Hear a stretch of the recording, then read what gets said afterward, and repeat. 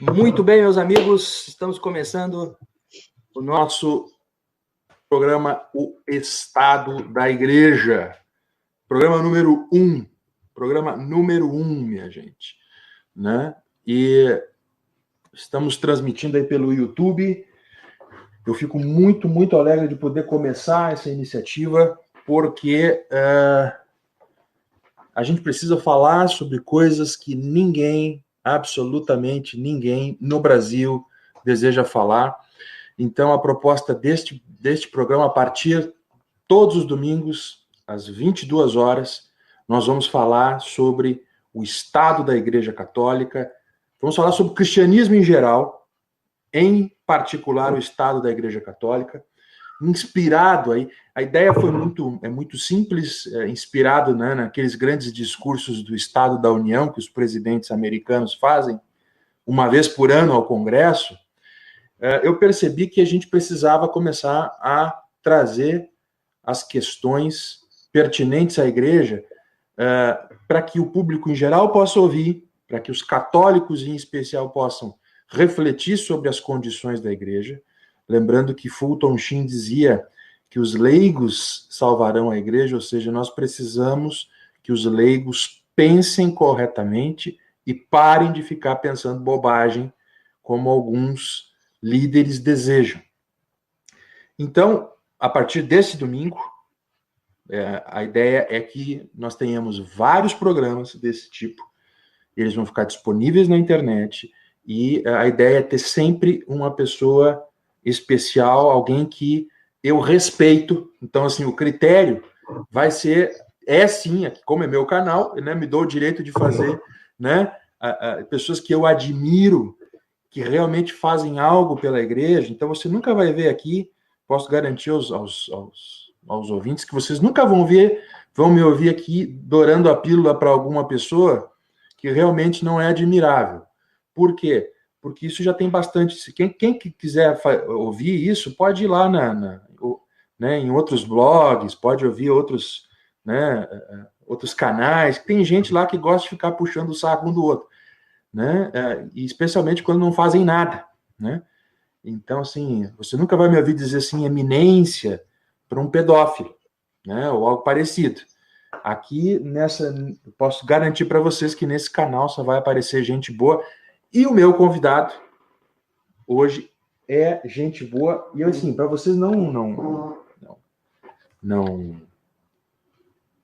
para que eu não fale, como diz a minha mãe, para eu não mentir sozinho, né? Eu vou ler só tá, daqui o meu convidado. Ele é escritor, professor, é católico, é marido, é pai. Eu acho que a melhor qualificação é essa: católico, marido e pai. E ele assim, eu fiquei muito feliz de encontrá-lo. Depois eu vou botar ele na tela, mas olha só o que diz Ives Gandra Martins Filho sobre o livro que ele publicou, o último livro dele. Pedro Éric, que já mostrou sua preocupação ética no campo da política com sua obra sobre teoria da guerra justa, lá da Vide Editorial. Brinda-nos agora com suas reflexões sobre a ética na economia, louvando-se na matriz da moral cristã, que constitui um aperfeiçoamento da moral natural, de base aristotélica, com a agregação dos ideais evangélicos mais elevados. É mister resgatar uma visão correta da moral cristã em relação à seara econômica, especialmente no que diz respeito à aplicação dos princípios da doutrina social cristã. Está em jogo nesse campo não apenas a felicidade de cada indivíduo, mas especialmente o bem comum de toda a sociedade. Isso é o ministro Ives Gandra Martins Filho. Muito bem. Professor Hermes Neri vai estar aqui também, viu? Isso vai estar só os top. Não, né? Os vagabundos deixa para lá. Gente boa vai estar aqui. Considero o Dr. Pedro Éric Carneiro um dos maiores intelectuais católicos da atualidade no Brasil. Numa época em que graça, especialmente nos meios eclesiásticos, um relativismo de vastas proporções. Esta obra mostra a importância da ética para as questões econômicas e a necessidade de uma visão de conjunto da realidade e da família para a tomada de decisões em política econômica. Gente, o Pedro me deu esse livro de presente, vou botar aqui na capa, para vocês verem. Ética Católica, vou fazer o jabá, né? Ética Católica para a Economia. Olha só, você que se diz católico, e diz, eu quero aprender a doutrina social da igreja, não leia a doutrina social da igreja sem ter este livro aqui do lado. Tá? E não é porque ele está aqui comigo na tela, mas é porque eu li. E eu vou dizer para vocês, eu concordo em gênero, número e grau. A conclusão que ele faz sobre o familiarismo é o que todo católico tem que defender, minha gente. Então, assim, ele também é escritor aqui, deste livro maravilhoso. Você que tem filhos na escola, Escola Moderna e Alunos Cristãos. Tem 2 capítulos que eu achei fenomenal, que é ele fala sobre a Imagine e Nina Quer Aprender. É uma maravilha. Então, assim, meu convidado de hoje, Pedro Eric, meu irmão em Cristo. Eu tenho, graças a Deus, a honra de tê-lo aqui conosco. E seja bem-vindo. Muito obrigado, Gustavo. Cara, que honra, hein? Fiquei muito honrado com suas palavras. Aí citar 2 grandes amigos meus, o doutor Ives Gandra e o professor Hermes Rodrigues Neri. E você também é um grande amigo meu. Muito obrigado pelo convite. Eu fico muito honrado de ser o número 1 desse seu canal e espero que faça muito sucesso. É uma honra para mim estar com você aqui. Eu sei do seu conhecimento bíblico, eu sei das suas aulas evangélicas, eu sou um fã dos seus YouTubes e muito obrigado pelo convite. Vamos nessa. Muito obrigado, irmão. Opa, eu que agradeço. Pedro é casado com a Juliana, é isso? Juliana, isso. E pai de 3. É um navio pirata, né, velho? Essa é a fórmula da Juliana. Só faço menino aqui. Essa fórmula, como diz o presidente, não deu nenhuma fraquejada, né, velho? É isso aí. Uma coisa assim, importante assim, que eu quero muito ressaltar, porque assim, isso me fez conhecer o Pedro, tá? Que é o seguinte, depois, acho que assim, além do Fratres in Unum, que às vezes também tem uma pegada meio, um ranço meio tradicionalista demais, o único blog em toda a internet e na região brasileira que fala as coisas sobre a igreja e que tem alguma crítica sobre o que acontece é o do Pedro. E assim, não é crítica do tipo, isso é uma coisa que eu me admirei também, que me fez respeitar o Pedro, não é rasgação de seda, é verdade, porque assim, ele reconheceu isso nos livros dele. Ele disse, olha, eu comecei a olhar o pontificado do Papa Francisco de uma forma, como um fiel tem que olhar, né? E só depois que eu comecei a ver os problemas, disse, meu Deus do céu, o que está acontecendo? Ou seja, é a capacidade de reconhecer que, olha só, eu estou olhando de uma forma errada. Ou seja, de evoluir. Essa é a verdade. Então, assim, o blog do Pedro é essencial, está lá nos meus feeds, essencial, eu leio assim, às vezes se ele botar um post errado, eu vou ler, entendeu? Porque vai chegar no meu e-mail, quero nem saber.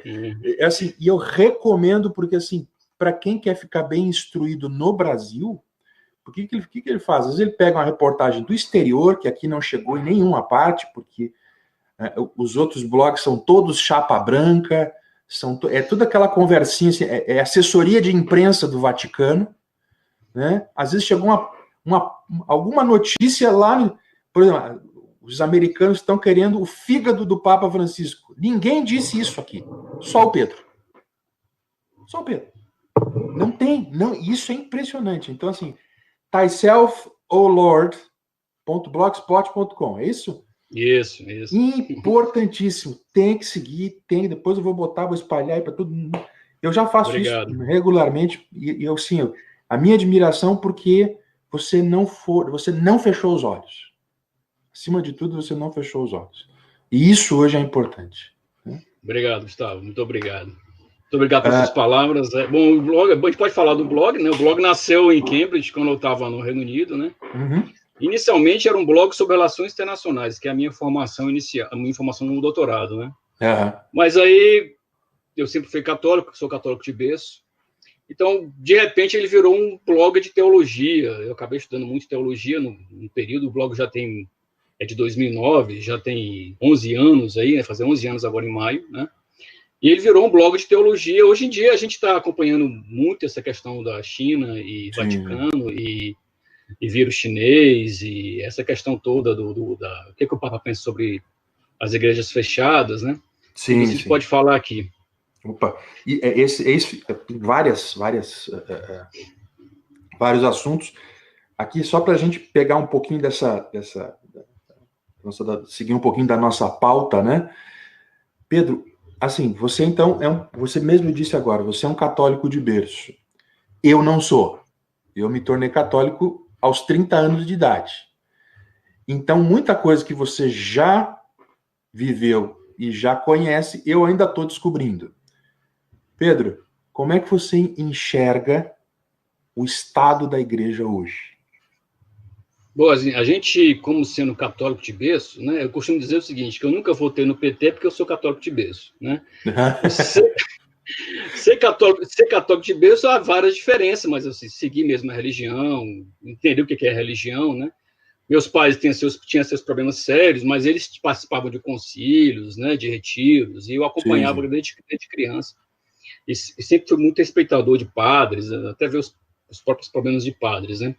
Mas, assim, eu comecei a acompanhar a igreja de perto, né, a partir de João Paulo II, né?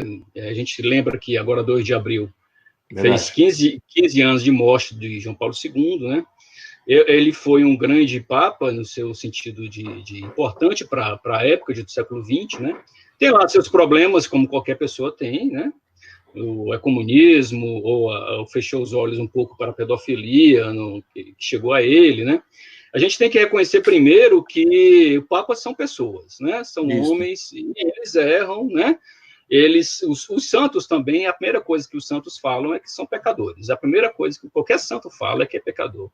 Então, você idolatrar um santo como se ele fosse uma pessoa perfeita já começou errado, certo? Nenhum santo vai querer isso, né? Se você pegar São Francisco de Assis ou São Pio de Pietrelcina, que são muito idolatrados, né? Ou Santo Inácio Loyola, ou qualquer santo, São Domingos, né, dos dominicanos, eles vão reconhecer, a primeira coisa que eles vão reconhecer é os seus números pecados, né? E a gente teve santo de todo jeito, né? O próprio Santo Agostinho, ele só foi realmente virar um verdadeiro cristão depois de muito, muito tempo na sua idade, né? Então, a primeira coisa que a gente tem que reconhecer é que os santos são pecadores. Se os santos são pecadores, os papas também são pecadores, né? Então, qualquer papa idolatria já começou errado, certo? A gente tem que tratar os papas primeiro como os homens, né, que merecem nosso respeito, mas são homens que podem errar. Então, o próprio São João Paulo II teve muitos erros graves no seu pontificado. Eu diria que não tão graves quanto o Papa Francisco, né? Eu acho que ninguém teve erros tão graves quanto o Papa Francisco na história, na minha visão.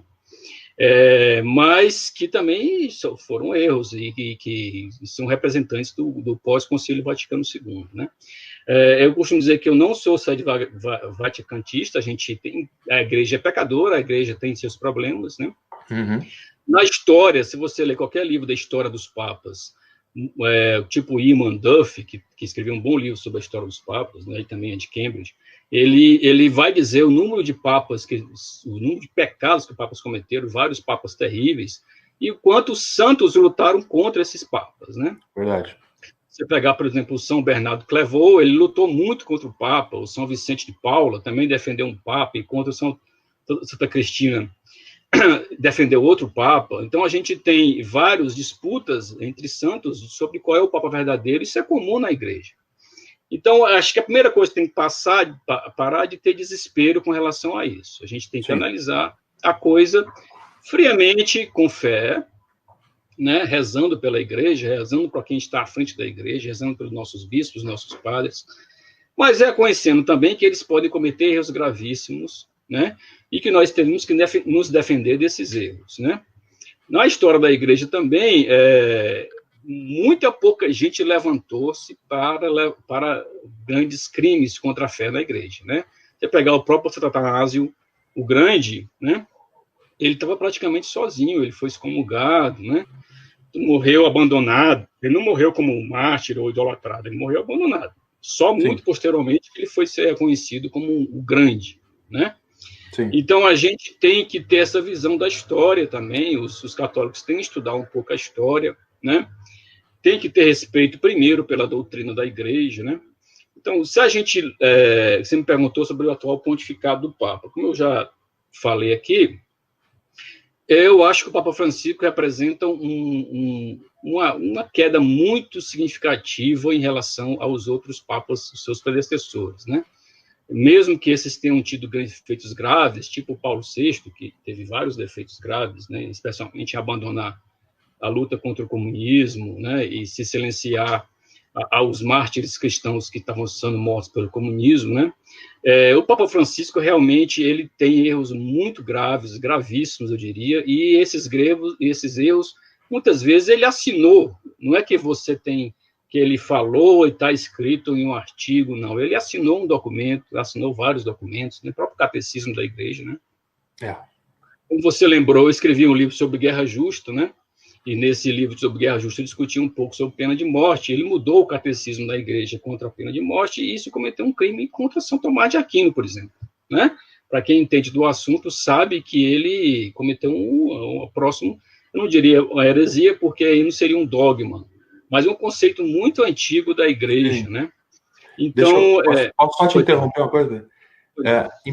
Isso que tu citou é importante dizer. O que o Pedro está falando não é nenhuma novidade para quem está antenado com quem está discutindo as ações e acompanhando o pontificado de Francisco dia a dia. Aqui no Brasil é que o pessoal fecha os olhos, mas no exterior já existe até uma lista, né? Teve um abaixo-assinado feito por alguns clérigos há pouco tempo e teólogos e leigos que enumera. E essa, acho que é uma lista grande de coisas.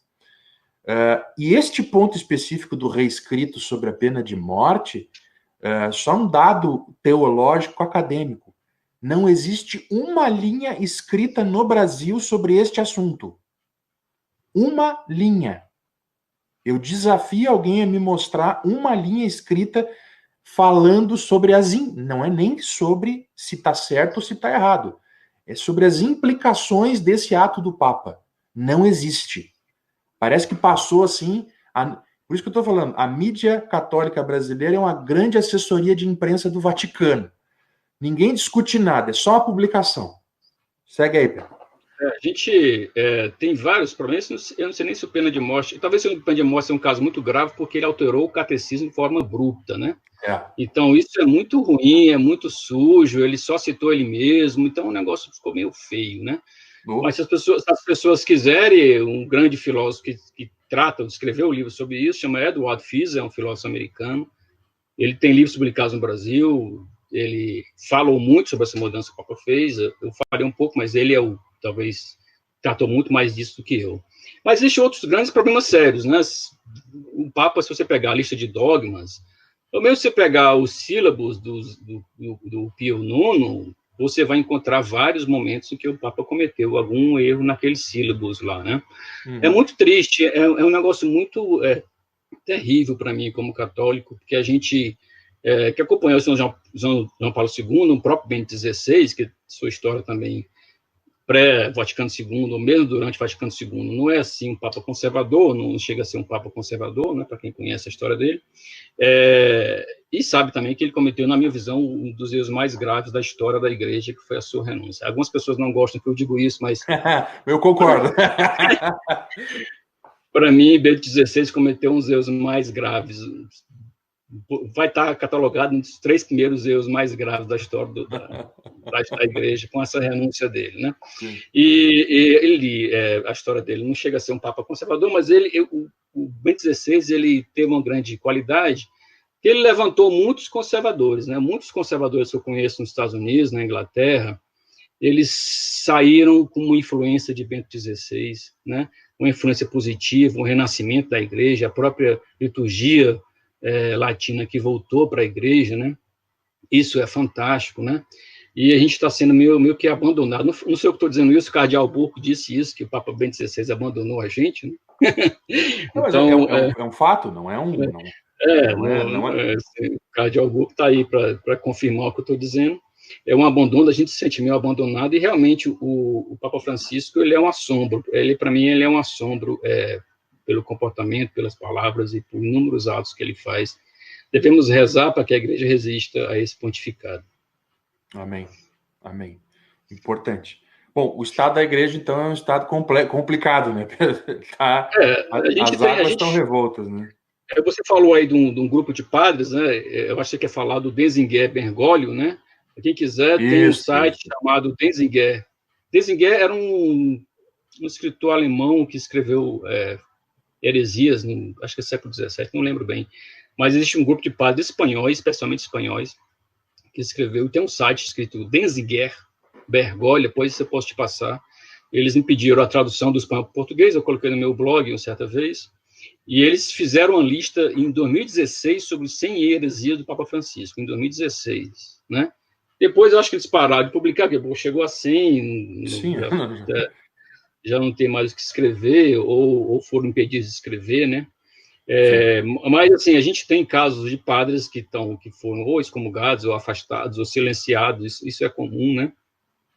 Isso é comum agora e é comum na história, não é nenhuma novidade a gente ter isso, a gente ter perseguição interna na igreja, né? E não é agora, esse Denzinger Bergoglio traz vários problemas, né? Talvez os problemas mais graves, o Papa Francisco, aqueles que foram assinados por ele, a questão do catecismo, mas também tem a questão do acordo em Dubai, que ele assinou, geralmente uma coisa meio... Sim. Que virou terrivelmente, Deus virou para qualquer um, quer dizer, naquele documento de Dubai do Papa Francisco, a ressurreição de Cristo passou a valer nada, porque, entendeu? Se você pensar pelo lado teológico da coisa.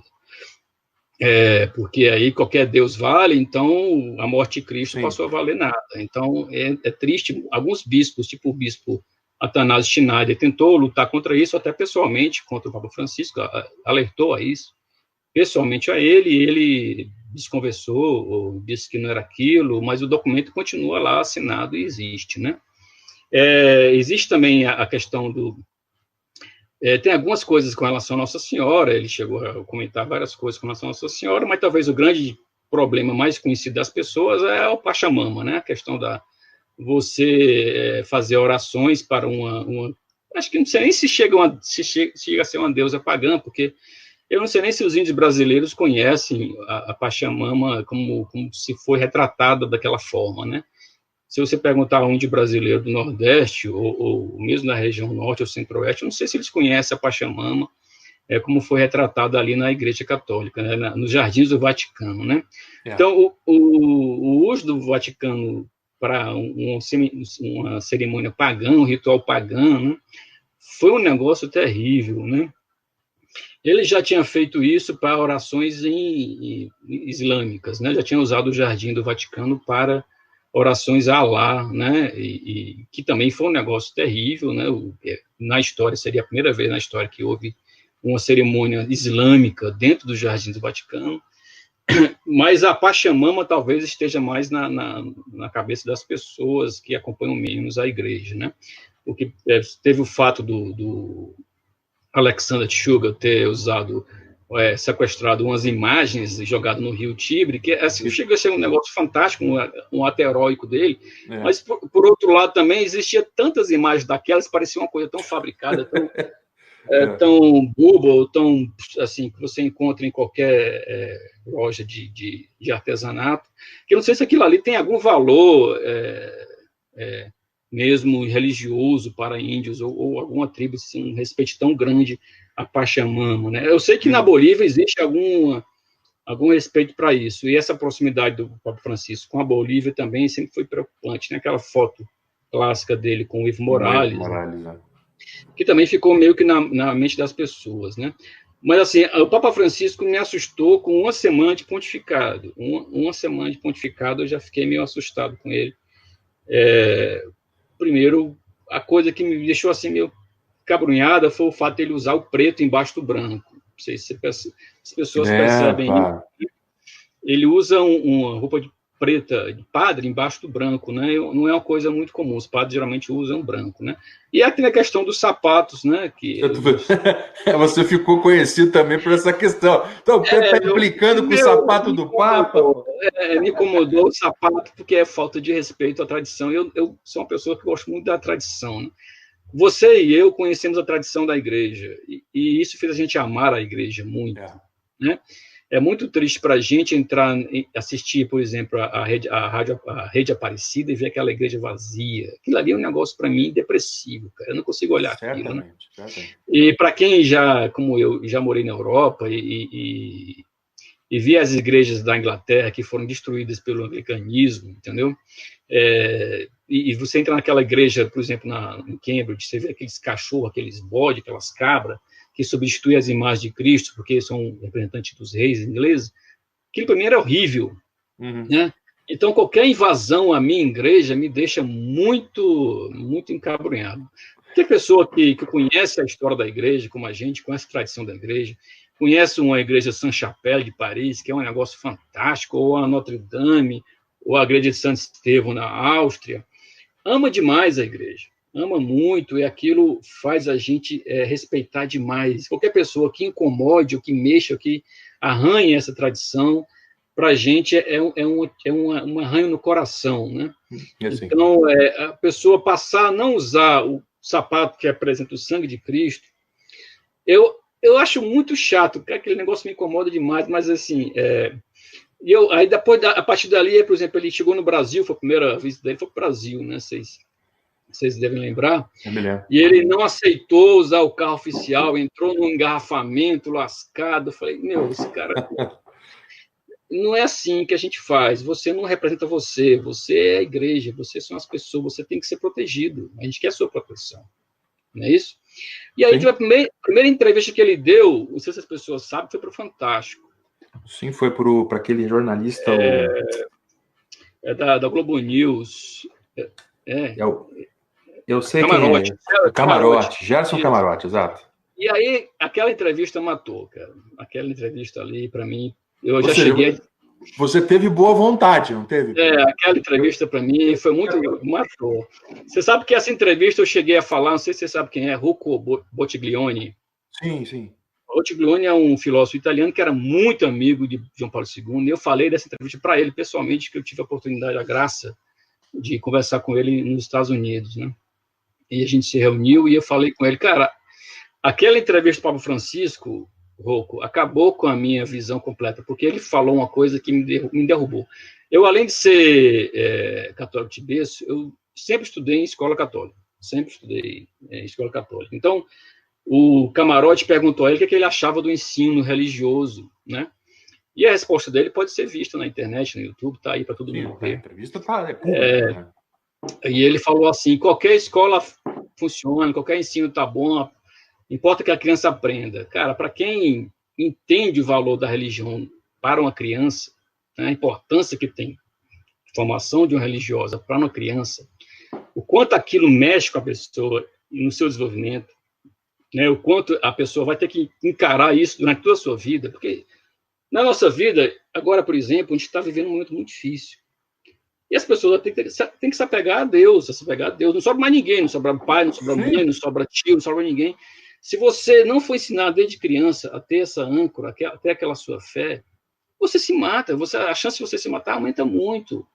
Entendeu? Você não encontra... Eu tenho muitos amigos que são pessoas desesperadas, ancorosas, que se apegam ao dinheiro, ao carro, ao cargo, né? Porque elas não tiveram esse ensino religioso, esse apego a Deus. Então, aquela resposta dele me aniquilou. E aquilo, não dá mais. Aquilo, para mim, foi fim, porque eu, como pessoa que sempre estudei em escola católica, e sempre respeitei muito o ensino católico, e os padres que dão o ensino religioso, claro que existe, os padres também são humanos, claro que não é uma coisa perfeita, nenhuma escola, né, os casos de pedofilia estão por aí para demonstrar isso. Claro. Mas a importância do ensino religioso é vital para uma criança. É vital para uma criança. E ele abandonou aquilo completamente. Ele se mostrou como uma pessoa que qualquer ensino... Que ensino é esse? Eu sou professor.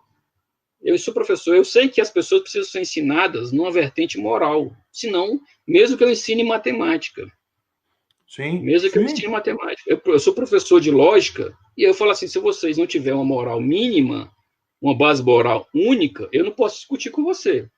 Então, se você acha que tudo é relativo, que não existe verdade, eu não consigo mais discutir com você. Porque aí nós vamos achar nunca um ponto em comum. Não tem mais ponto em comum. Então, se você não aprende isso na sua sala de aula como criança, é um negócio terrível para você. É importante, viu, Pedro, também, quem pode estar nos assistindo pode pensar assim, são dois raditrade falando mal do Papa. Né? É assim que os chapa branca pintam qualquer um. Né? Mas eu quero só lembrar o seguinte, tá? Que não é um juízo de valor, tá? Peguem a declaração Gravissimum Educationis do Concílio Vaticano II e compare com a entrevista do Papa. Só isso. Quem for ver, olha, quem vê a entrevista, as respostas sobre educação e compara com o concílio que o time, né, pró-Francisco diz que ele está querendo só aplicar, compare, que você vai ver que ali há um abismo grotesco. Porque nem o Concílio Vaticano II, com todos os seus problemas, disse o que o Papa disse. Sim. E você pode também dar outra, por exemplo, nesse meu livro de Ética Católica que você mostrou, eu uso as encíclicas, né?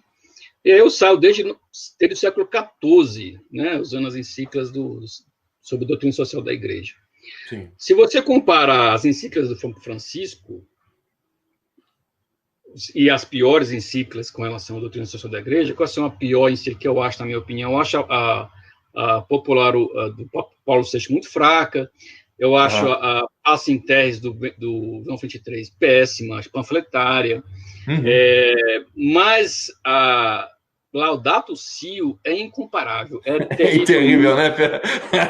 Não dá para você mexer. Que você tem uma encíclica gigantesca, que você pode pegar, pisar pontos para um lado ou para o outro, que na final não contam nada, e tem uma linguagem marxista inteiramente pensada contra latifundiário, contra o poder financeiro, essa linguagem que já tem um pouco até em Bento XVI, se você for olhar, sim. Até em Bento XVI isso, né? E muito em João Paulo II, antes da queda do Muro de Berlim, porque também tem essa questão, a influência do mundo em relação às encíclicas papais.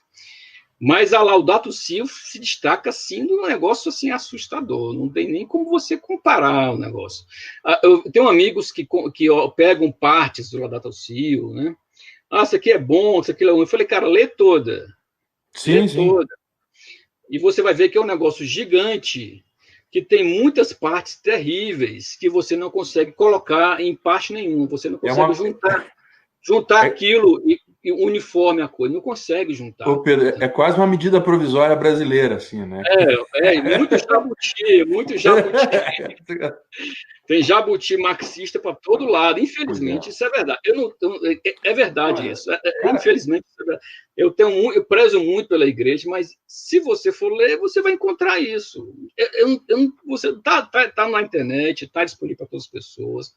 Claro que eu conheço muitos amigos, até ilustres amigos, que procuram não tratar desse assunto ou respeitar, ficar só na tradição da igreja, nos santos, né? Inclusive, o padre Paulo Ricardo é uma pessoa muito boa, fica focando nos aspectos fantásticos da igreja, beleza, mas assim, nós vivemos numa crise gigantesca, certo? Vivemos numa crise que, na minha opinião, é inédita. Se você pegar qualquer papa terrível da igreja, especialmente do século 9, 10, que são os séculos terríveis para a igreja, o século 14 também é péssimo, né? Não vai ter isso, cara. Esse ataque à fé de forma direta e em muitos dogmas da igreja é um negócio assim inédito e é muito triste, é muito terrível para mim, pessoas que estudam a igreja, né? E não dá para esconder, porque o negócio é muito aberto. O cara assinou o documento, ele assinou o catecismo, ele falou ao vivo, né? Ele fez o acordo com o Vaticano, fez acordo com a China, que é secreto, é um negócio assim impensável, né? Então, eu não estou ouvindo você, Gustavo. Não estou ouvindo. Não. Caiu o som seu aí, não estou ouvindo você. É.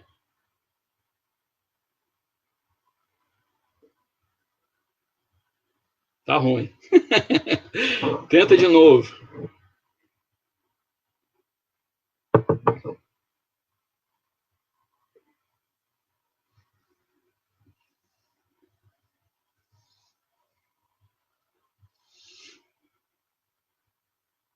Não, tá ruim. Não.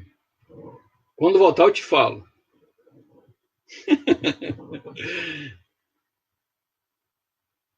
Deve ser a China que proibiu a gente.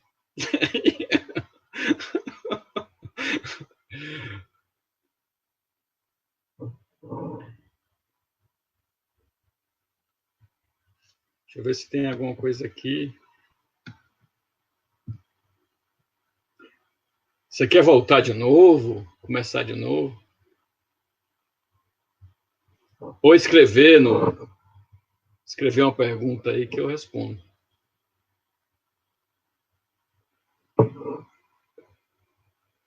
Vamos ver se o Gustavo consegue resolver.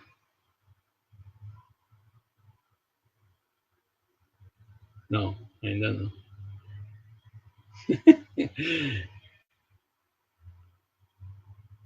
Foi só falar da China que deu problema, hein?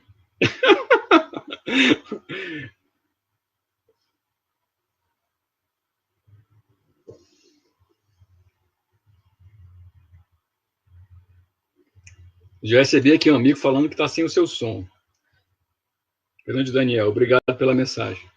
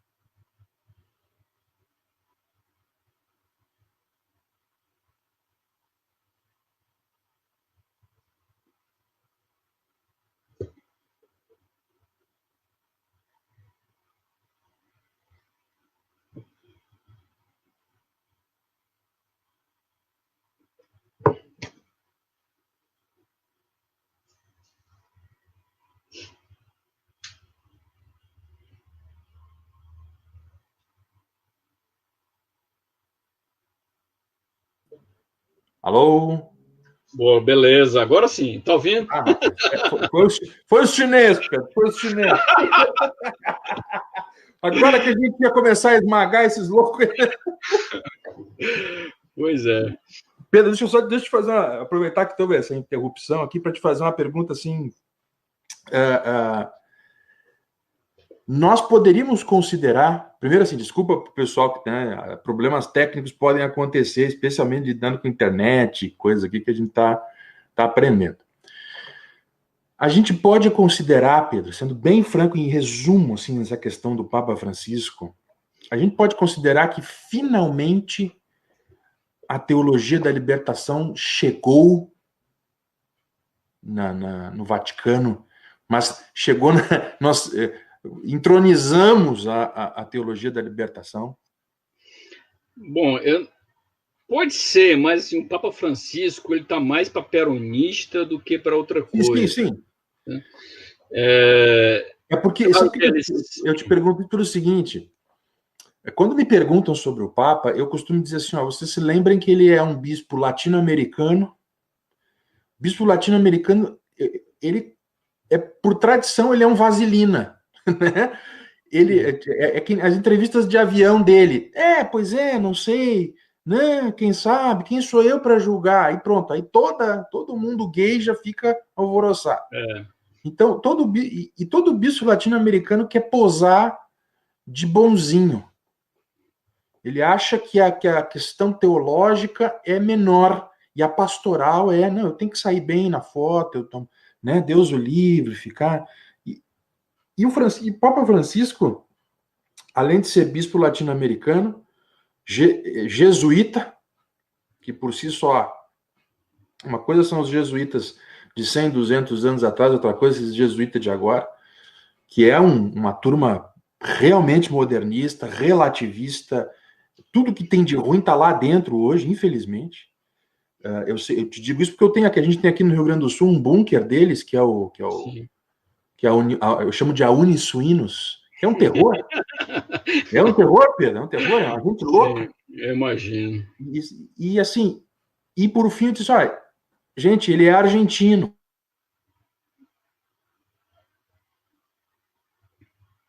Gustavo, tá ruim de novo o som. Você está me ouvindo? Bom, eu posso responder, mas depois você corrige seu som, hein? Bom, como você falou aí na última coisa, a primeira coisa que tem que lembrar para Francisco é que ele é argentino. Essa é a primeira coisa que tem que lembrar, certo?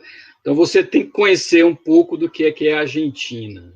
Eu já fui lá a trabalho umas 3 vezes e para mim é um país terrível, cara.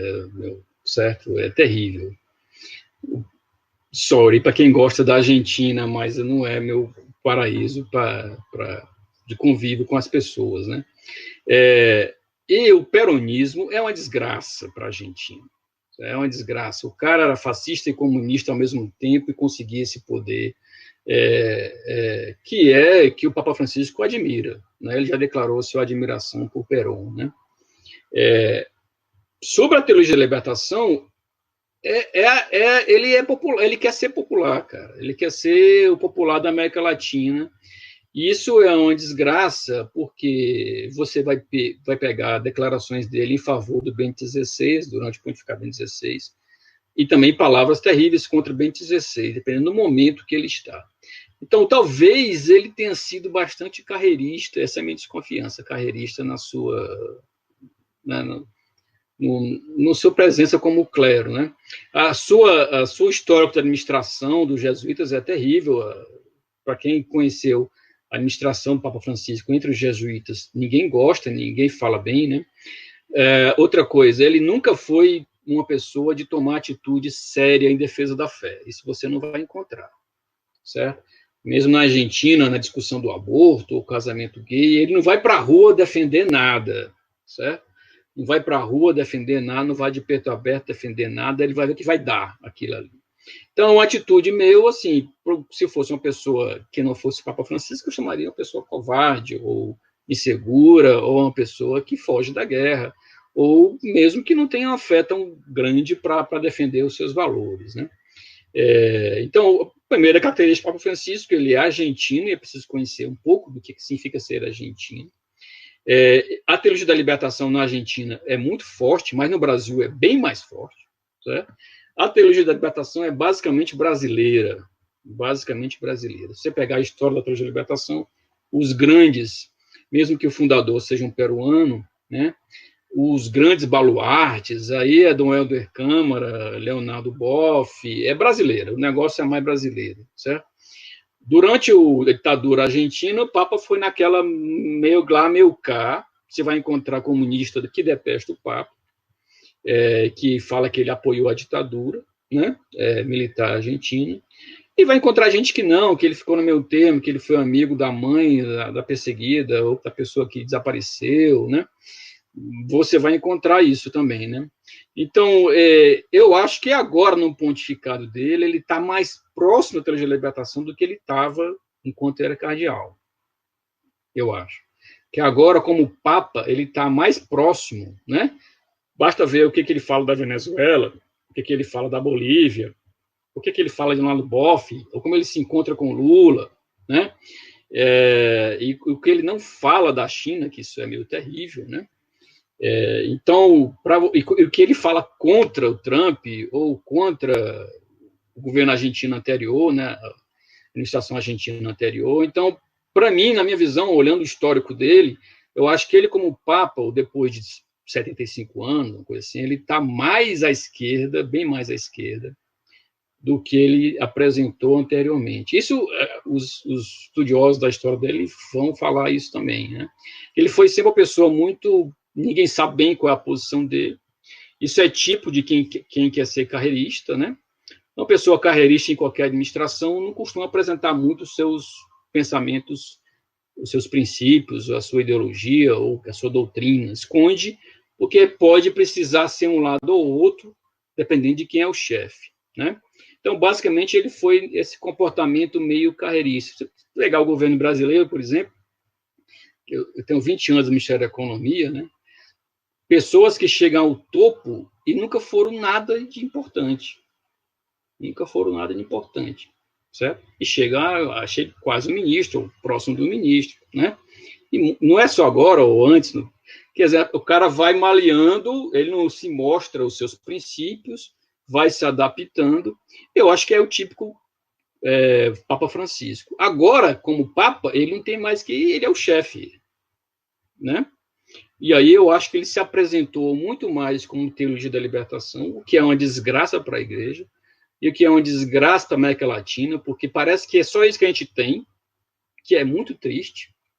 É só isso que a gente tem para mostrar para o mundo, uma teologia da libertação terrível, que nem Cristo, não tem nem Cristo dentro, né? É um negócio meio ruim, meio terrível para nós latino-americanos, mas parece que ele, como Papa, ele resolveu adotar, né, nas suas críticas, nas suas encíclicas, né? Você pegar, como eu falei, da Laudato Si, é puramente panfleto latino-americano. Se já tinha um pouco no Paulo VI, agora tem demais, agora tem um exagero absurdo. Ok? Vê se você consegue mudar seu som aí, que eu estou completamente sem som, infelizmente. Não. Espero que as pessoas tenham me ouvido.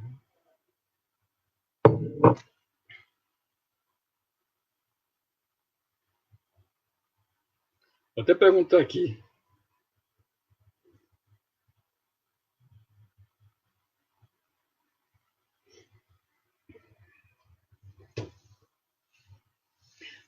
Eu perguntei para um amigo aqui se ele está me ouvindo. Daniel falou que sim. Só não está ouvindo você, Gustavo.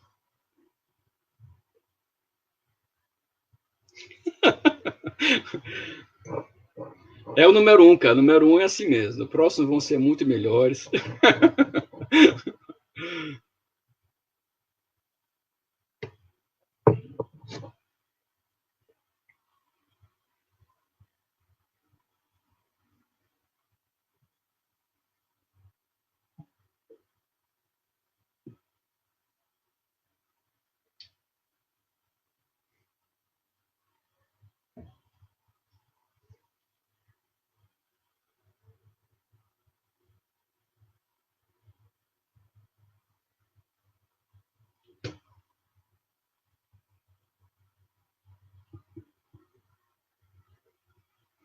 Será que sou eu o problema?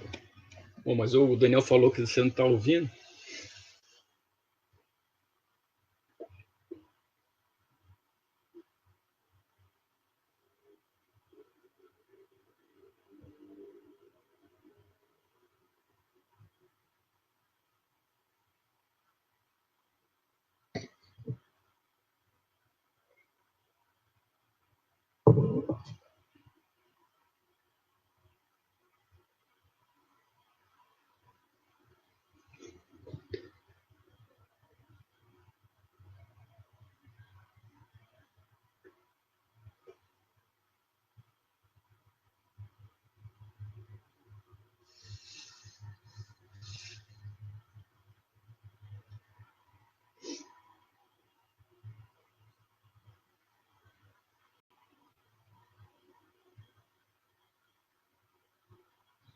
Vou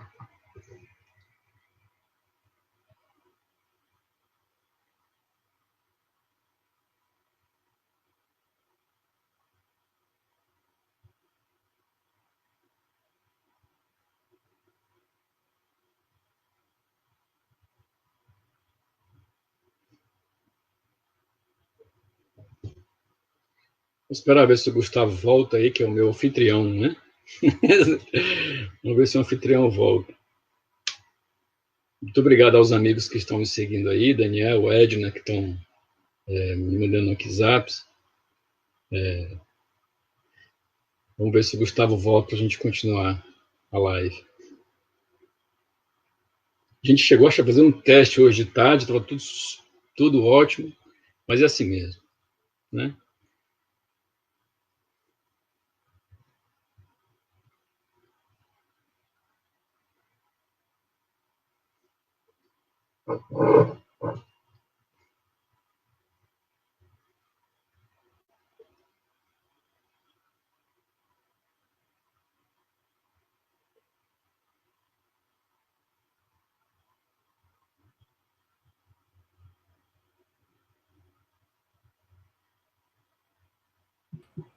Alô?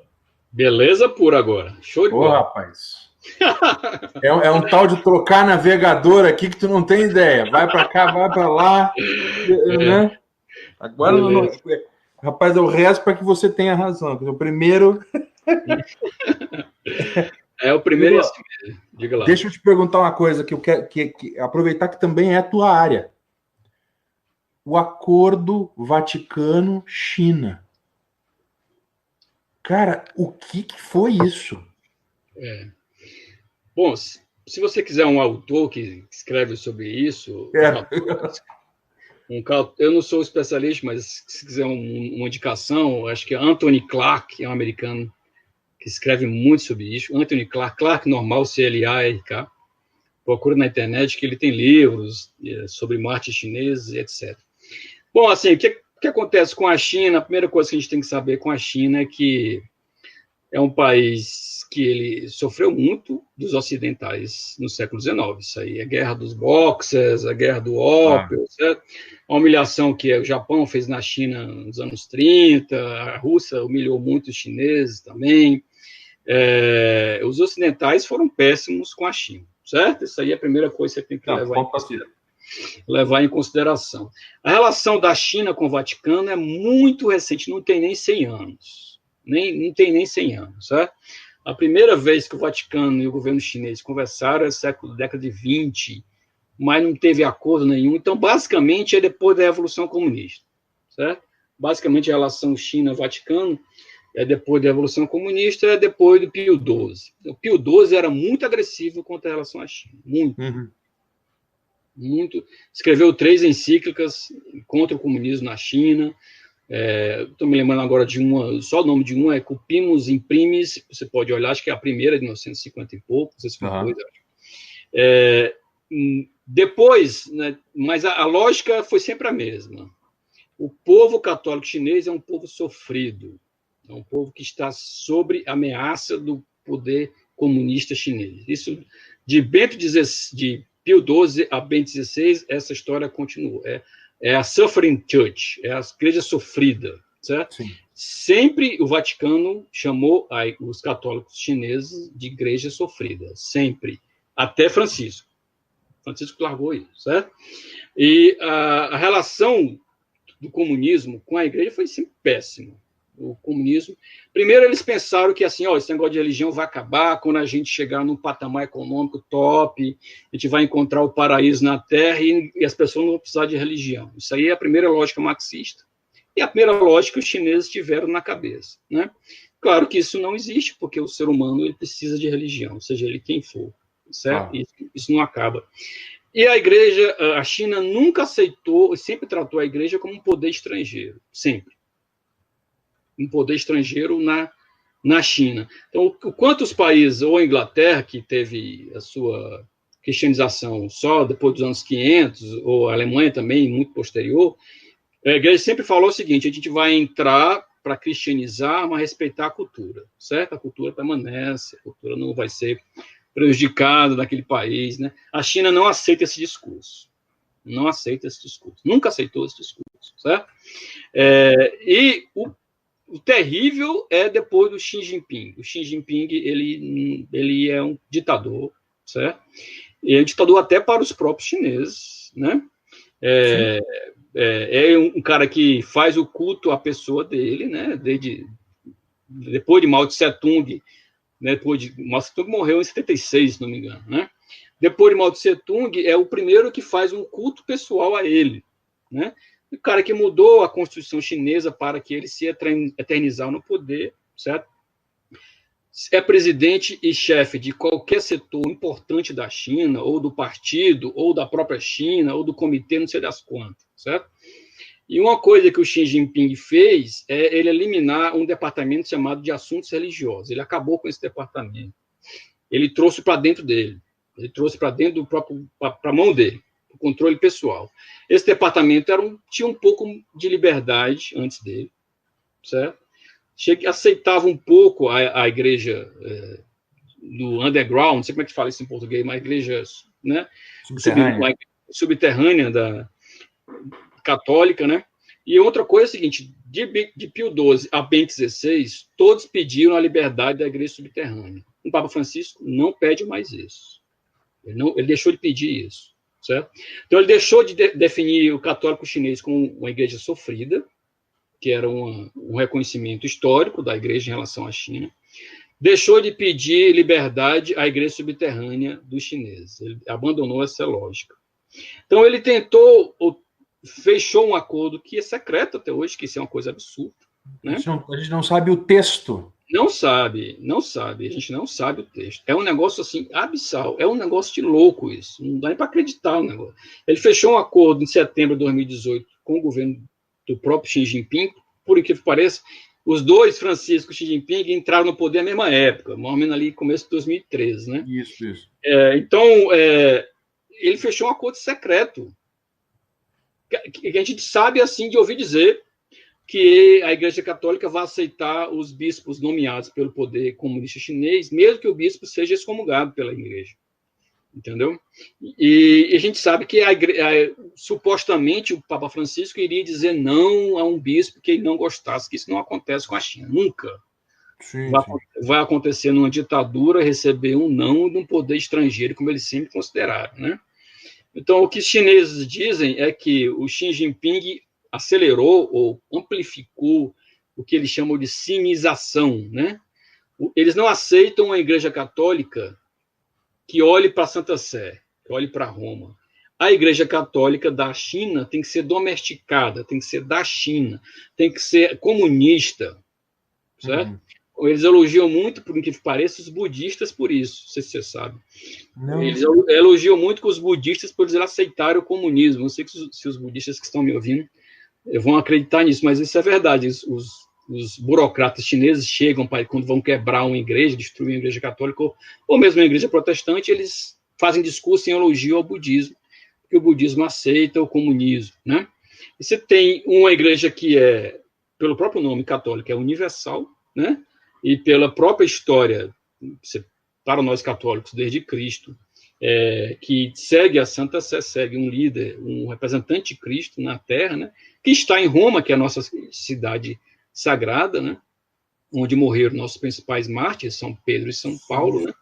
Então, isso é uma coisa absurda. E o mais absurdo para mim, ou para qualquer pessoa, é que tenha um acordo secreto que nem os cardeais, como o cardeal Zen da China, conhecem. Ninguém conhece. Ninguém sabe que está aqui naquele acordo, e que a gente sabe que a China continua destruindo igrejas, derrubando igrejas, né? Não é uma qualidade do catolicismo. A China destrói qualquer religião, persegue muçulmano, persegue protestante, persegue as religiões menores, as minorias religiosas na China, né? De qualquer forma, né? Mas o incrível que pareça é que o silêncio da igreja em relação à China, né? Por uma coisa que tem no meu livro também, que a gente vê na igreja, eu via no passado, é que sempre tinha uma encíclica contra algum problema de algum país. Você vai encontrar uma encíclica contra o nazismo, vai encontrar uma encíclica contra a Guerra Civil Espanhola, vai encontrar uma encíclica contra a Guerra Civil no México, certo? Vai encontrar encíclica contra problemas na Turquia, de católicos na Turquia. Mas depois do Concílio Vaticano, você não tem mais isso. A igreja não fala mais para a gente dos problemas que nós mesmos vivemos. Né? Cadê as encíclicas contra o terrorismo islâmico? Não tem, cara. Não tem. Quantos mártires existem?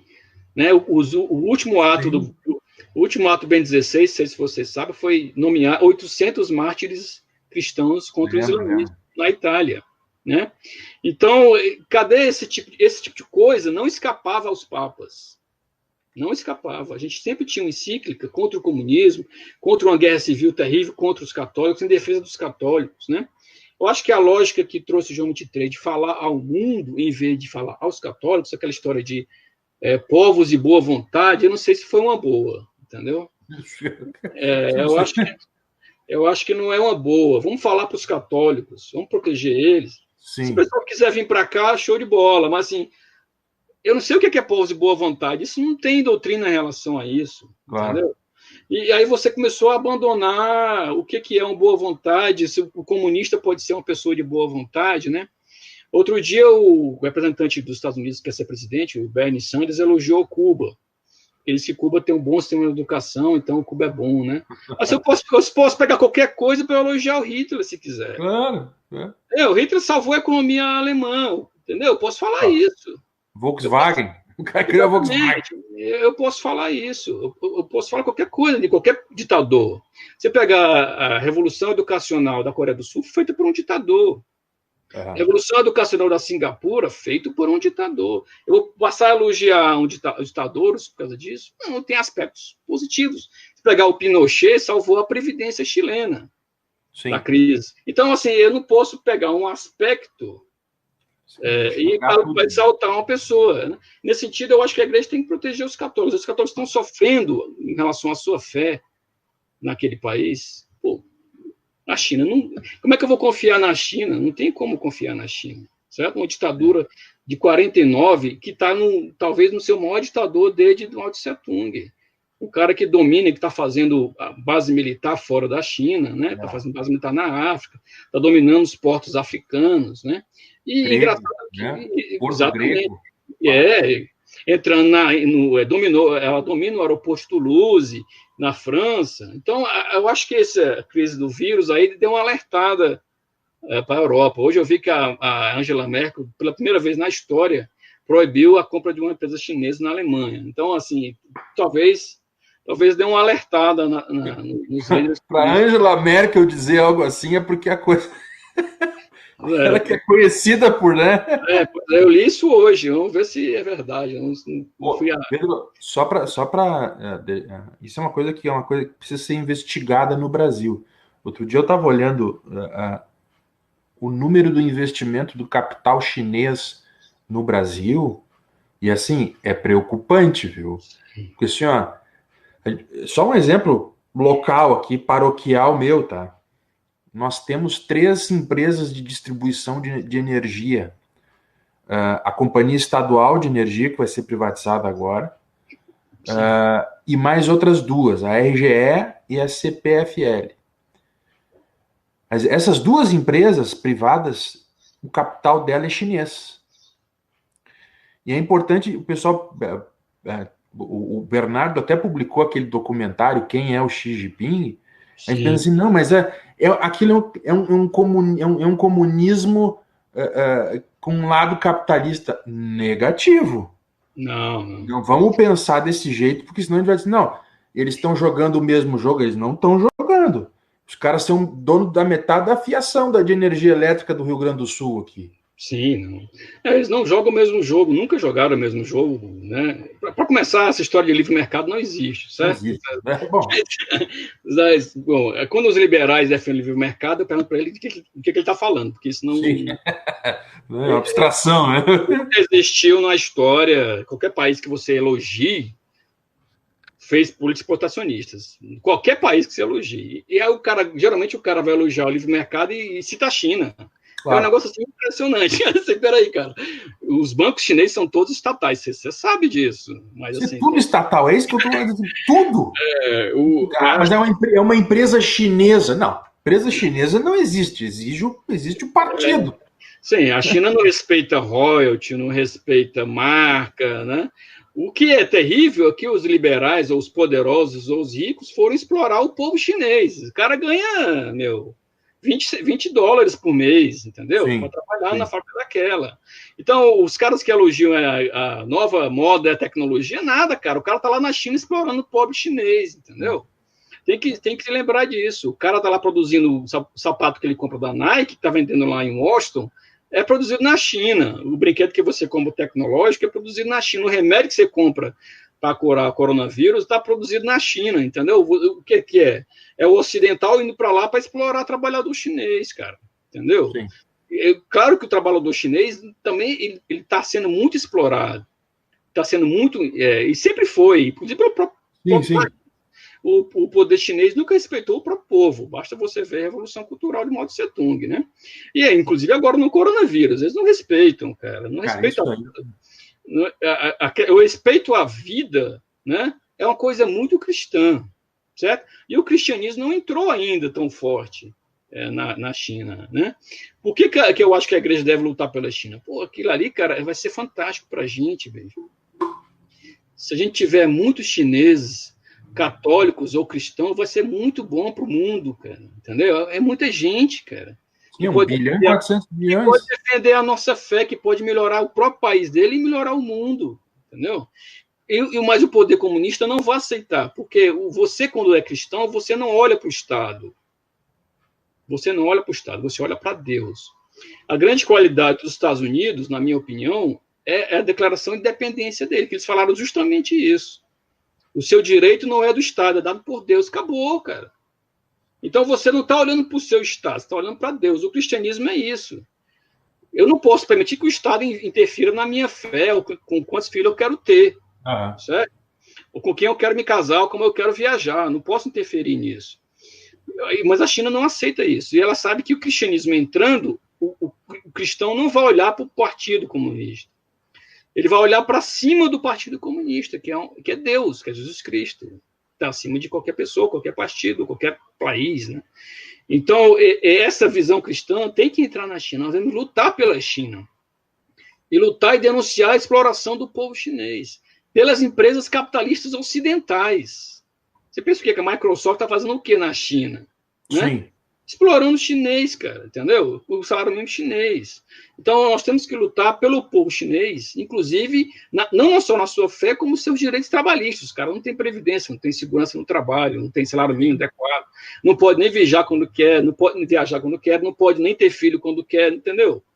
Não pode nem sair da sua casa agora. Você vive, não pode escrever o que pensa, não pode colocar no YouTube o que pensa, não pode filmar nada.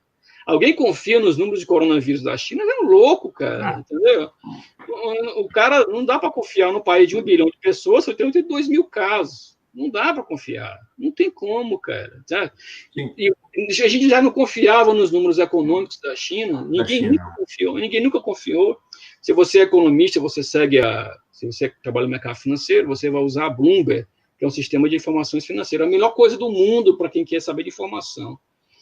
E lá vai ter tudo sobre a China, mas todo mundo lá fala, o próprio cara da Bloomberg, cara, isso aqui é o que a gente tem, mas a gente não sabe dizer se é verdade, se não é. Não é o ditado. Nós estamos vendo... Alô? Tem alguém falando aí? Não. Tudo bem? Então, o que os caras fazem, geralmente, é medir... Estou vendo um eco aqui. Eco? O que eu falo. Vamos lá. Tá, tranquilo agora. Posso falar? Então, assim, o que as pessoas falam do PIB chinês, o que o cara vai medir, assim, o trem está passando aqui várias vezes na cidade, então significa que a economia está melhorando, né? Mas se você for na internet, a China tem cidades fantasmas, shopping fantasmas. Tem, eles produzem. Tem uma lógica de você produzir mais para mostrar para o partido que está produzindo. Então, existe um desejo, uma necessidade que as pessoas conheçam mais como é que é dentro da China. Não sei se você conhece um documentário sobre aquela questão da Praça Celestial, de 89. O cara mostrou que se você chegar com um vídeo e mostrar para o chinês, em Pequim, aquelas cenas, ele não sabe o que é. Ele não sabe o que é. Aquilo nunca passou para ele. Não é a pessoa de 10 anos, não. É um cara de 40, 30. Ele estava vivo na época. Ele não sabe o que é aquilo. Então, se eu estou sabendo, o cara lá de dentro não está sabendo, tem um negócio muito sério ali dentro. Certo? Então, tem uma questão terrível que precisa ser resolvida até em favor dos chineses, que o mundo precisa lutar. Sim. Agora, sim, é os Estados Unidos que tem que entrar em guerra com a China? Cara, não sei. Eu sei o seguinte, que a minha igreja tem que lutar pelo católico chinês. Sim. Certo? Para que ele consiga seguir a sua fé plenamente. Eu não posso sujeitar o católico chinês ao Partido Comunista. Eu não posso fazer isso. Eu estou atacando a própria fé dele. A fé dele é em Cristo. A fé dele é em Cristo, é em Nossa Senhora. Se ele conhece Fátima, se ele conhece Nossa Senhora de Luz, se ele conhece Nossa Senhora das Graças, a fé dele é nisso. Não é no Partido Chinês. Eu vou impor o Partido Chinês até para o bispo. É um negócio meio catastrófico para mim. Certo? Terrível. Que a gente precisa denunciar, que a gente precisa exigir que os nossos bispos, cardeais, lutem em favor do povo chinês, em favor dos católicos chineses, né? Antes do Xi Jinping, não sei se você acompanhava na época, mas eu recebia muitos sites falando do crescimento do catolicismo na China, o quanto isso era fantástico, o quanto estava crescendo isso, e quanto isso era bonito e ia mudar o mundo, inclusive no Irã também, eu tinha muitos sites sobre isso, mostrando o catolicismo no Irã, crescendo assustadoramente. Nós precisamos defender essas pessoas, elas estão lá sofrendo. E a igreja está abandonando eles, a igreja está abandonando essas pessoas. Né? E o Papa Francisco, ele não só abandonou a China, como abandonou o povo da Venezuela, né? Abandonou o povo da Ucrânia, que também, com a invasão russa, silenciou em relação a isso. São coisas internacionais que a gente precisa conhecer para defender a nossa fé. Né? Claro que o estudioso vai conhecer mais como é que é a Ucrânia, a história da Ucrânia, a Rússia, essas coisas assim. Mas, assim, para a nossa igreja, para o Vaticano, que ele é um Estado, né? Todo mundo deve saber que está assistindo aqui a live, mas o Vaticano não é só uma igreja, ela é um Estado. Ele tem terra, tem representante na ONU, ele é um chefe político, além de ser um chefe religioso, ele é um chefe político, né? Mas a função principal dele é ser um chefe religioso, um líder religioso. Ele precisa falar pelos católicos no mundo. Ele não pode silenciar quando a França sofre atentados terroristas islâmicos terríveis. Durante a festa da Bastilha francesa, é um negócio assim inacreditável. Se você contar isso para um papa anterior a ele, o cara não ia acreditar. Na festa da Bastilha chinesa, um muçulmano matou gente num atentado terrorista, e a igreja silenciou. Um padre foi morto na França dentro da igreja, rezando uma missa. E a igreja silenciou. Então você fala assim, vou rezar por ele, pela alma dele, e acabou. Certo? Isso tem que ser feito, claro. Temos que rezar pelos mortos, antes da nossa fé. Mas nós temos que levantar a nossa voz. Né? Por exemplo, uma das coisas que até hoje se debate é a posição do Pio XII na Segunda Guerra Mundial. Né? Por que ele silenciou? Por que ele não silenciou? O que ele fez de bom? O que ele fez de errado? Né? Eu conto isso um pouco no meu livro de Guerra Justa, né? Na verdade, eu acho que ele fez coisas secretas contra Hitler, procurou até o assassinato de Hitler, tem alguns livros sobre isso, mas ele silenciou. Para a gente que estava ouvindo ele, né, ele não disse nenhuma palavra. Não existe uma encíclica de Pio XII durante a Segunda Guerra Mundial, sobre a Segunda Guerra Mundial. Isso para mim é horrível, cara. Aí você vai dizer assim, se ele falasse, eu ia morrer mais gente. É uma suposição, você está supondo isso. Certo? Então você tem vários momentos em que a igreja silenciou, e para mim é uma coisa meio triste. Você vê esse silêncio, né? Frente a problemas terríveis que nós estamos vivendo hoje e antes há poucos momentos. Né? E sabe, Pedro, que eu participei de um grupo virtual, um pessoal que estava estudando a doutrina social da igreja, e eu achei muito engraçado porque as encíclicas do século XIX tinha um dos papas que ele desceu o braço nas sociedades bíblicas protestantes. Mas o cara desceu a lenha. E eu fiquei pensando aqui comigo assim, pô, o cara tá falando, o Papa tá falando sobre as sociedades bíblicas protestantes porque ele sabia o que essa gente ia publicar, ia ser Bíblia de tudo que é jeito. Né? E como se a Bíblia é a mãe de todas as heresias, né? Você encontra, né? O cara puxa ali um fiozinho e vira uma bagunça. Mas eu me digo, esse Papa se deu o trabalho de escrever sobre um pessoal que não está sobre a mão dele. Ele falou para os católicos, olha, não comprem essas Bíblias, cuidado com essa gente. Ele preveniu. Ou seja, ele não podia fazer nada, né? Não ia dizer para a Inglaterra fechar, vai fechar, né? A Inglaterra toda protestante, como é que não é? Mas é justamente isso. A gente percebe que não há um pronunciamento condenatório para defender o nosso time. É isso que é muito importante que você falou, porque se você pegar qualquer assunto, ou protestantismo ou islamismo, santos da magnitude maior falaram contra. Você pegar São Tomás de Aquino, ele chamou Maomé de assassino. Assassino. Cara que atrai pelas questões carnais, um cara que rouba e mata. São Tomás de Aquino falou isso em relação a Maomé, né? Sobre o protestantismo, aí não tem gente pra caramba. São Bernardo de Clairvaux, aí tem o Francisco de Vitória, que todos os santos ou grandes clericais fantásticos da igreja, clérigos fantásticos da igreja, falaram isso aí, meu, isso aí é o mais comum, certo? Então, assim, os problemas que nós estamos vivendo atualmente, ou seja protestantismo ou islamismo, o islamismo é do século VII, né? Todos os santos, a partir de lá, lutaram contra os islamistas. Porque o próprio São Francisco de Assis, o Papa Francisco diz que é homenagem a Francisco de Assis, Francisco de Assis foi para uma cruzada. Ele participou da Quinta Cruzada e foi defender o cristianismo em frente a um sultão, certo? E foi fazer igrejas franciscanas em Jerusalém para os cristãos. Quem pensaria nisso? O cara acha que São Francisco de Assis é um cara que cuida de bicho, entendeu? Não sabe nada de igreja, não defende Cristo. E, no entanto, você tem um cara super forte, que vai à luta, que vai a pé para o Egito para fazer a Quinta Cruzada. Vai para a linha de frente de batalha. Não é um cara manso.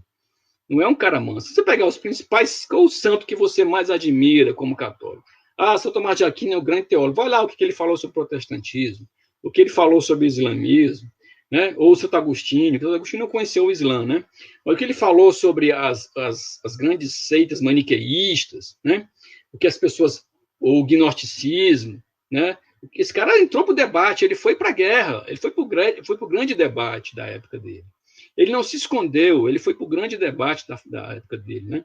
Uma coisa que o Bento XVI tinha era isso, ele tinha um pouco disso. Ele ia para o debate, né? Aquele discurso que ele fez em Regensburg, que deu até morte de padre, né? Contra o Islã, né? E falou a verdade mais simples possível, a sua fé islâmica é baseada na violência, que é uma coisa reconhecida historicamente, que qualquer pessoa que estude o Islã, o próprio Maomé vai reconhecer aquilo ali, certo? Aquilo ali foi resultado, deu agressão no mundo, e o próprio Francisco, quando era cardeal Bergoglio, falou contra o Bento XVI, né? Mas a gente precisa de gente assim, que fale a coisa. Porque se você não fala como líder, como é que eu vou saber? Eu tenho que ser um estudioso, né? Eu tenho um doutorado em relações internacionais. Tem que ser uma pessoa que tem doutorado em relações internacionais para poder aprender essas coisas. O padre, na minha homilia, não fala isso. Ouvir homilia hoje no Brasil é um negócio catastrófico. O cara fica naquela questão de misericórdia, misericórdia, misericórdia, que Deus salvou todo mundo. Daqui a pouco ele fala que não existe inferno, como alguns padres estão dizendo aí, né? Então, é um negócio assim muito triste termos tanto silêncio diante de tantas calamidades contra os católicos, não só na China, na própria Europa, né?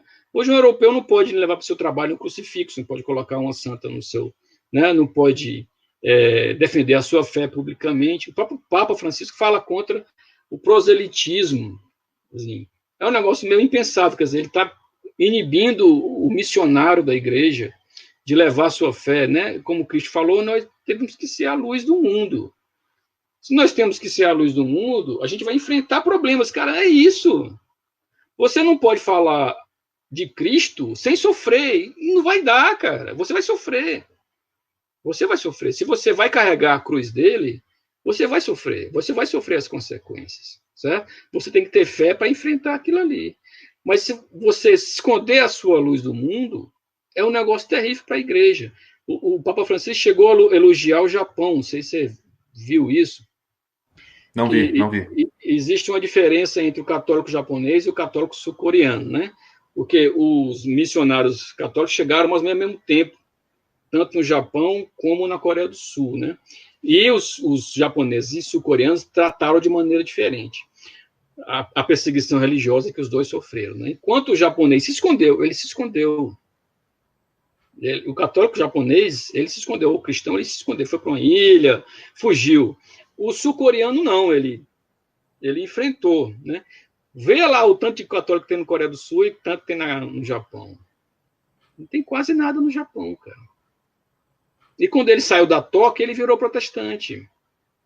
Ele não era mais católico. E o Papa Francisco elogiou justamente o católico japonês, que era um exemplo a ser seguido. Então, assim, para quem conhece a história, fala assim, putz, não, cara. Não. Para quem não conhece, acha, que legal o católico japonês, mas tem pouquíssimo católico japonês. A gente tem, eu tenho contatos, viu, Pedro, de brasileiros que estão lá no Japão.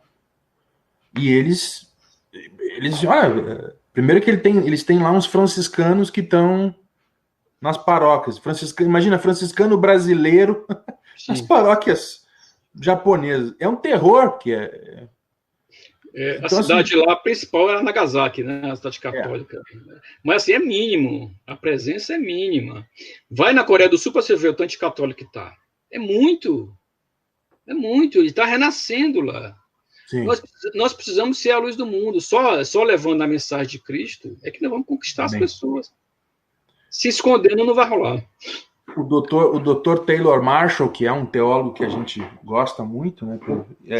Ele fala muito, ele criou um projeto muito bacana, que nada mais é do que relembrar antigas verdades, que é a Sociedade dos Macabeus. Outro dia ele fez um videozinho muito bacana, 7, né, passos para você, e um deles era justamente isso.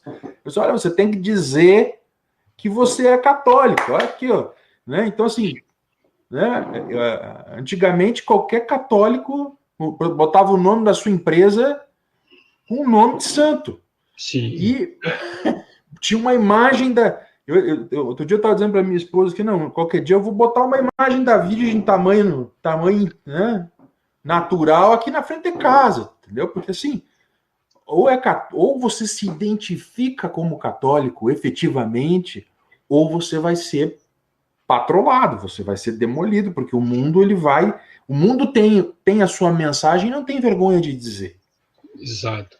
Mas você pegar a Europa, por exemplo, já chegou num estágio tal que está terrível. O seu vizinho, ele pode ser um terrorista. O seu irmão pode virar um terrorista, né? Então, uma época eu fui visitar a Fátima com meu sogro e minha sogra, né? E a gente parou num shopping lá em Porto. A gente estava cansado com os meninos. Vamos colocar os meninos numa brinquedoteca, né? Pra você ter uma ideia como é que é.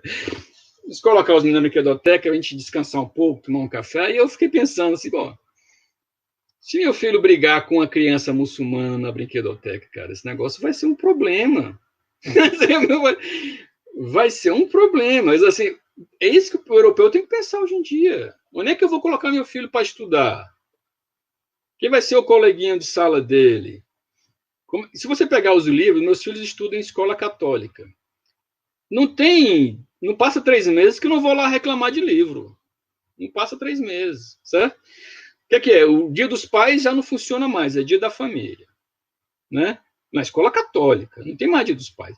Como eu falo no meu livro de Guia de Católico para a Economia, a falta do pai é um dos piores traumas da humanidade, certo? Os piores traumas da humanidade. E aí você tem o seguinte, você tem a oração, você não tem mais Nossa Senhora na oração, os caras fogem. Pega o livro de religião dos caras. O livro de religião do meu filho, ele junta tambor de Umbanda com crucifixo, na mesma página. Numa escola católica. Para você ter uma ideia como é que está a coisa. Então, se nós aqui estamos terríveis para colocar o filho numa escola católica, porque eu não posso fazer homeschool, se eu pudesse fazer homeschool seria o ideal, mas Não tem como. O salário mínimo no Brasil não tem. Você tem, né? Eu conheci um americano aqui, que é muito amigo meu, diplomata americano, e ele tinha 6 filhas, talvez ter 8 agora, ele voltou para os Estados Unidos. A esposa dele fazia... Caleb, exatamente. Caleb O'Grady. Caleb o Capitão América. Capitão América, né? Grandão. Foi batizado do meu filho, quase virou meu padrinho. Mas a esposa dele fazia homeschool, ela era fantástica, certo? Fazia homeschool, mas é um diplomata americano. Sim. Certo? Ele tem a renda fixa, ele não vai ser demitido, ele tem a casa de graça, ele morava aqui em Brasília, no Lago Sul, que é o principal bairro de Brasília, né? O bairro mais chique de Brasília. As pessoas normais, assim, nós aqui temos que trabalhar, não vai dar, cara, para deixar a esposa em casa. Eu vou ter que colocar numa escola, eu vou colocar numa escola católica, eu vou ficar cada 3 meses, eu tenho que ir lá falar com o diretor, porque não vai valer, não vai. Agora, esse ano, por exemplo, que não vai nem ter Dia das Mães, né? Vai nem ter Dia das Mães, que vai estar fechadas as escolas. Fechado, né? Quando chegar Dia dos Pais, você esquece, vai ser Dia das Mães, cara. Vai ser Dia das Mães, você não vai ter, esquece, as mães vão passar por cima de você, não vai ter Dia dos Pais. Eu já estou pensando nisso, né? Então você tem. E quem é o político no Brasil que fala em defesa dos pais dentro de casa, né? Pai dentro de casa, cara. Violência é pai fora de casa. Criança mal educada é pai fora de casa. Então, tem uma pesquisa americana que fala o seguinte: quem dá a religião para o filho é o pai. Certo? A mãe pode levar para a missa, mas não adianta. Quem dá a religião para o filho é o pai, porque ele vai sentir firmeza, aquilo ali é importante para ele. Então, é uma questão de serem pessoas diferentes. A mãe é importantíssima, o pai também, tem que ter os dois. Mas a religião, em geral, é dada pelo pai. A segurança, o modo de pensar, o limite, é dado pelo pai. Por uma coisa que eu costumo brincar, assim, nem o Lula, nem o Obama tiveram o pai em casa. Certo? Daí ela veio a desgraça que teve, entendeu? Os caras não tem limite para mentir, cara. Não tem limite para mentir. Não tem limite. Ele não encontrou limite em casa. Não encontrou limite em casa. Nem o Obama, nem o Lula tiveram o pai dentro de casa. Certo? Um teve o avô, o outro nem isso. Né? O Obama teve o avô, acho que nem o Lula nem isso. Então você tem essa questão que é muito importante para as crianças. E o Papa, ao abandonar até o aspecto religioso, se não tem um pai em casa, põe numa escola religiosa para ver se pelo menos o cara consegue ver Deus e aí. E o cara largou isso. Falei, não, peraí, não dá para seguir você. Eu já estou numa crise aqui porque as famílias não têm pai dentro de casa. Né? As crianças aqui no Brasil tem criança brincando com rifle na favela porque o pai não está em casa. O pai não está em casa. A mãe tem que trabalhar também. Quem vai ficar com os filhos? A televisão? É a babá, é a avó, não vai dar certo, cara. Não tem como dar certo isso. Pedro, só fazendo no atual estágio, né, que nós estamos aqui no Brasil, lembrando que essa é uma, pelo menos que eu tenho conhecimento, você pode me dizer, mas é a primeira Semana Santa que nós não vamos botar o pé na igreja, pelo menos aqui, né? Então, assim, só usando essa figura que você está falando, não tem pai em casa. E nós estamos sem pai na igreja. Eu assisto a missa agora assisti a da Aparecida ali, cara, mesmo que o padre diga assim, estou com você, estou rezando por você. Nada, cara. Ele pode até estar, mas não dá para convencer. A imagem mostrar aquela igreja vazia, não vai rolar. Não tem como. Eu bato. É deprimente. Eu tive recentemente na Igreja Aparecida, porque meu filho está lá no ITA, e eu tive recentemente lá, e fiquei admirado pela beleza da igreja, né? E vendo aquelas imagens me dá muita dor, me dá muito mais dor. E a homilia que o Papa Francisco fez recentemente, aquela Vaticano vazio, aquilo é traumático para mim.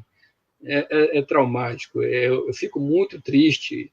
E eu acho que a igreja tem que resistir, tem que deixar os católicos entrarem na sua casa. Você tem que ter uma proteção de aglomeração, mas eles têm que entrar na sua casa. Claro que eu não posso deixar, por exemplo, a Capela Sistina. Aí você fecha, porque o cara vai lá para fazer turismo, entendeu? Não vai lá para rezar, vai lá para fazer turismo. Então você fecha aquilo ali, a aglomeração de turista. Agora você pegar uma igreja de Santo Estevão, na Áustria, que é a principal igreja de Viena, Meu, aquilo é muito bonito, e aquilo ali você tem que abrir, mas não deixa entrar mais do que 20 pessoas, ou faz uma fila com espaçamento de 2 metros para cada pessoa, põe todo mundo para usar máscara, mas não pode deixar o cara assim fora da igreja. Pedro, o governador do Rio Grande do Sul, no dia 1º de abril, às 2 da tarde, ele fechou o comércio no Rio Grande do Sul. Emitiu um decreto fechando o comércio, por tabela fechou a editora aqui também, né? Porque não pode funcionar. Isso vai causar um problema. Mas num ponto do decreto, ele unificou todos os outros que ele havia feito antes. Ele botou tudo num só, revogou os outros e botou tudo num só. Então, ele disse assim, até o dia 15 de abril, as igrejas podem abrir e podem ter reuniões com até 30 pessoas. Aí algumas pessoas vieram me perguntar, pô, tu viu que o governador disse que pode ter reunião com até 30 pessoas? Eu disse, maravilha, agora tem que convencer aqueles covardes de Mitra, porque os covardes, eu chamo de covarde. Sim, claro que sim. Eles pegaram e disseram assim, ó, todo mundo vai para casa. E pior, tem uns aqui, bispo de Caxias do Sul. O cara suspendeu as missas, ele disse no decreto, ó, quero todas as paróquias fechadas. E não se tocou, viu, Pedro, de liberar o povo do preceito. Ou seja, eu disse para minha esposa, o animal não entendeu que ele tem uma mitra, ele tem um poder espiritual. Ou seja, ele vai passar, se for para o céu, vai passar 200 anos no purgatório. Mas assim, por exemplo, agora na Aparecida, acho que é Padre Eduardo, lá se não me engano o nome dele. Infelizmente, vou até rezar pelo padre, mas ele não consegue me convencer. Mas a última coisa que ele falou, antes da bênção final, é: contribuam para o 0300, não sei das quantas, certo? Porque a igreja deve estar uma pindaíba, sem dinheiro, né? Porque o cara não está indo lá, não está indo comprar nada, certo? Sim. Mas assim, você deixou a igreja fechada, filho. Você deixou a nossa principal catedral, né? Você não quer ter turista, você só deixa entrar aquelas pessoas, um número de pessoas, e todo mundo usando máscara, que agora existe até uma pesquisa que fala que a máscara é bem eficiente. Todo mundo usando máscara e deixa entrar lá os 30, deixa lá. Sim. Não pode ser uma igreja como está. Não vai convencer ninguém. Não vai convencer ninguém. Infelizmente, vai ser um histórico muito ruim. Eu estava falando com um amigo meu recentemente que nós demos azar por passar esse problema nas mãos do Francisco. Infelizmente, a gente não tem uma pessoa que lute. É uma pessoa que se subjuga à ONU ou organismos desse tipo, né?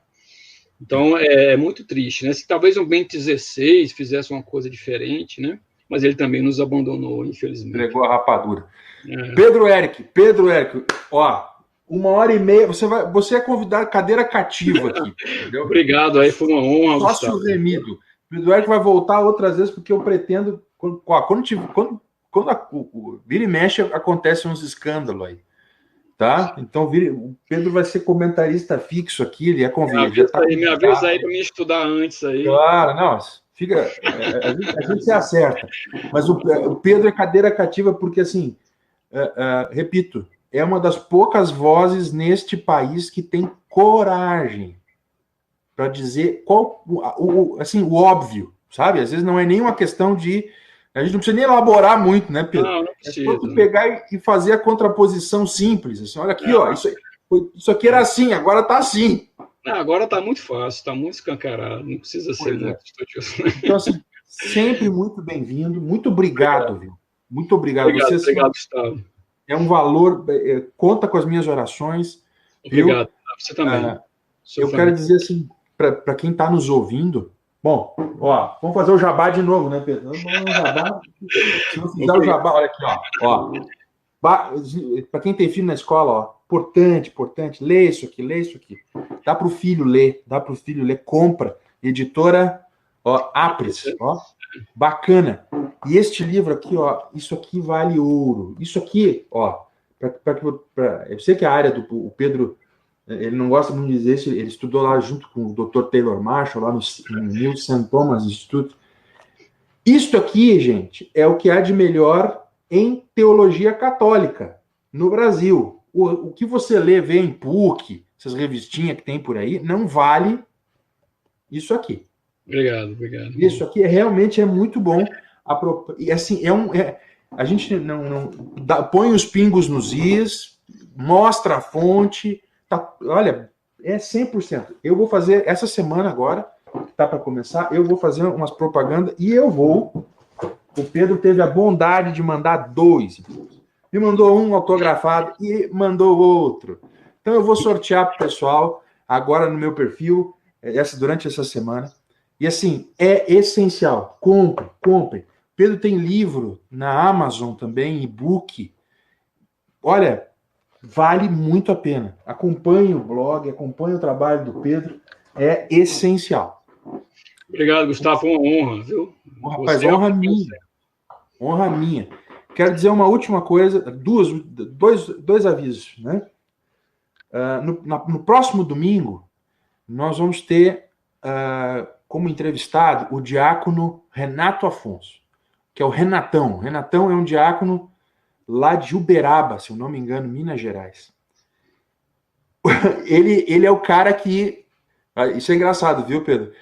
Ele é o cara que trabalha com morador de rua. E ele recolhe os caras. Ele fundou lá e trabalha na Casa de Acolhimento São Pio. E aí que é muito engraçado, ele já ganhou prêmios, ele é um cara assim fenomenal, casado com a Dilma, tem 4 filhos, nosso time, assim, sabe? Galera boa. E ele quebra pescoço de TL o tempo inteiro, porque os TL vêm falar de justiça social, dizem, não, então vem aqui me ajudar a dar banho em mendigo, eles, não, que isso? É tudo teólogo de gabinete. Tudo elite. Tudo elite. O Renatão tá pegando.